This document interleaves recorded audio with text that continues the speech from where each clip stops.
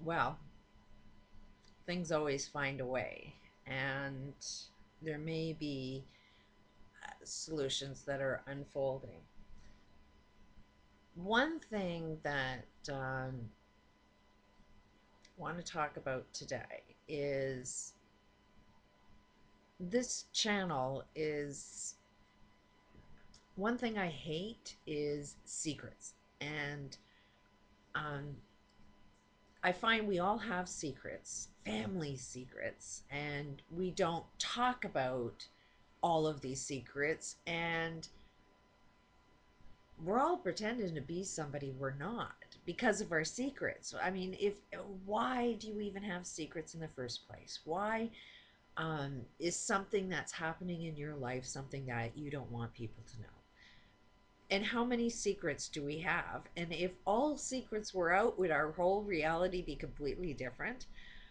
I kind of see that this is the problem with finding a soulmate. You know, your perfect life partner is we're all pretending to be something that's acceptable within society.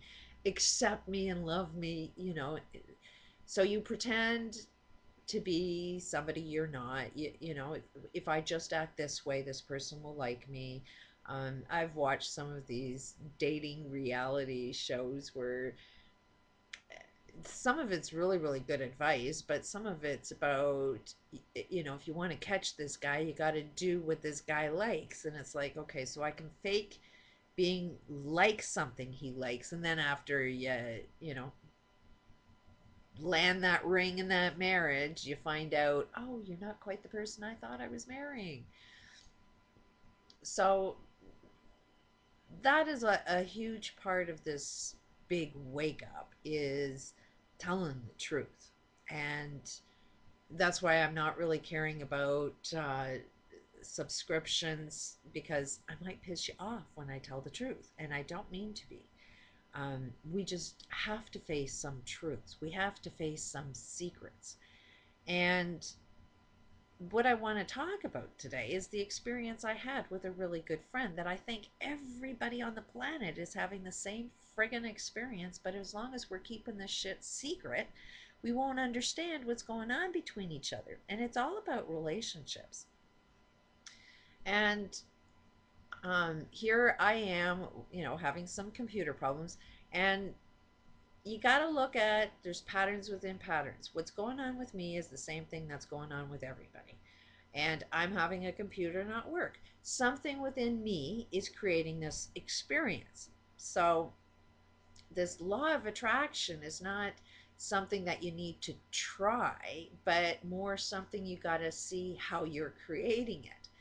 And this holodynamic tracking is, you got a problem, ask your problem what it wants. And so my computer is not working, and trying to understand why I'm trying to attract a computer that's not working, there's a lot of answers I'm getting. First of all, I think it's part of somebody else's experience. I'm hypersensitive. Since this disagreement with my good friend who's helping me write this book and make these bottle molds that I want to do, a lot has come out. A lot of truth that wasn't so truthful. And um,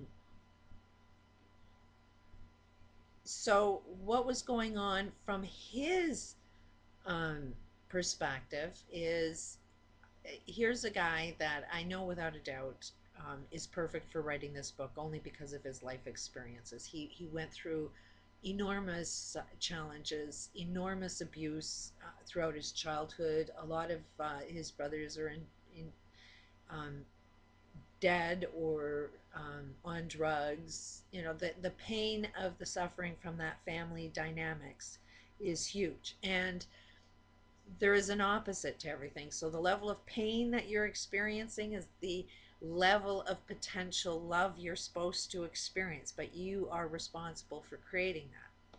So the more pain you got, the more potential you got. The bigger the problem you got, you are the solution to that. You know exactly how to fix it. And generally, how large it is how global it's supposed to be. So if you're only in a little bit of pain, then there's something local. But if you're in a lot of pain, then what you are experiencing is more global. It's something that we globally agree upon, and you see that something's wrong about that. So, to write a book that would affect us to see a different perspective globally would be somebody that has experienced this amount of challenges if he was completely healed. And that's part of the problem is even I'm not healed. I may know some of these new sciences out there that are kind of saying, okay, all of humanity is insane right now and it's curable, but we're all friggin' brainwashed and we gotta undo our brainwashing and sort of find ourselves, stop being who we think we are and being who we really are. And we're a lot more powerful than we think we are. We can make computers not work anymore. So, anyways, what was happening with David is his brother had died about a month ago, and he was completely devastated over that.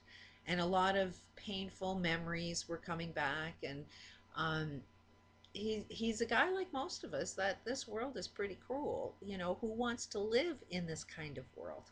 That's why I want to do this video, is because I think a lot of us are feeling that way. That even me, this friggin' smoking addiction, it's like I can be as positive, and look for a positive future all I want, but at the end of the day, the pain of how bad everything is right now and how in the world is the whole friggin' planet going to transform into something I would enjoy living in seems like an impossible task. So it's really, really hard to feel good these days. So,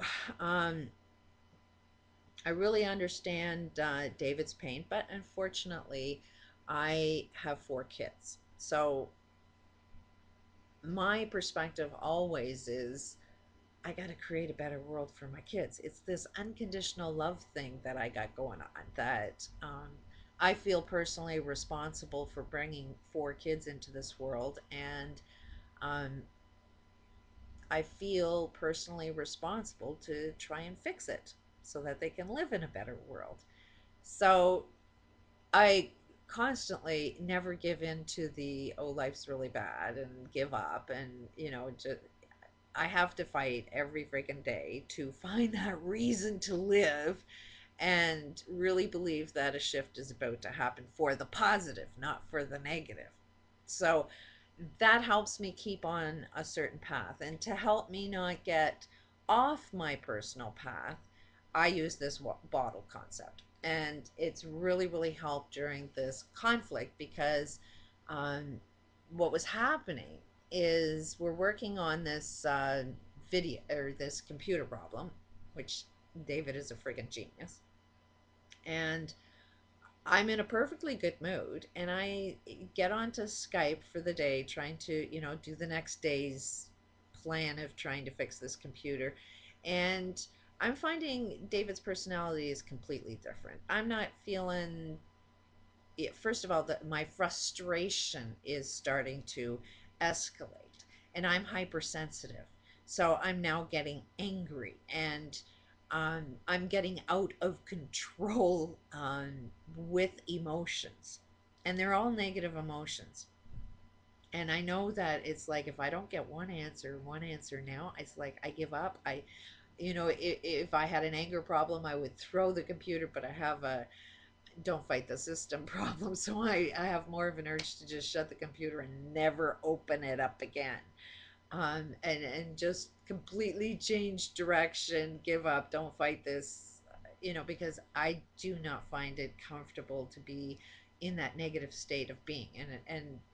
Um, so the conversation ended, and I ended up sending an email saying, like, okay, enough's enough, and I don't have a computer, and please, David, stay on with the book because he was doing such an awesome job.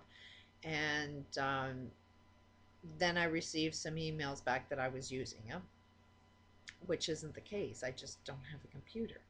And I was really, really frustrated. And there was a lot of information that came out while David was really angry. and said a lot of hurtful things that I responded negatively back. And what I really want to look at is more of a bigger picture than the smaller picture.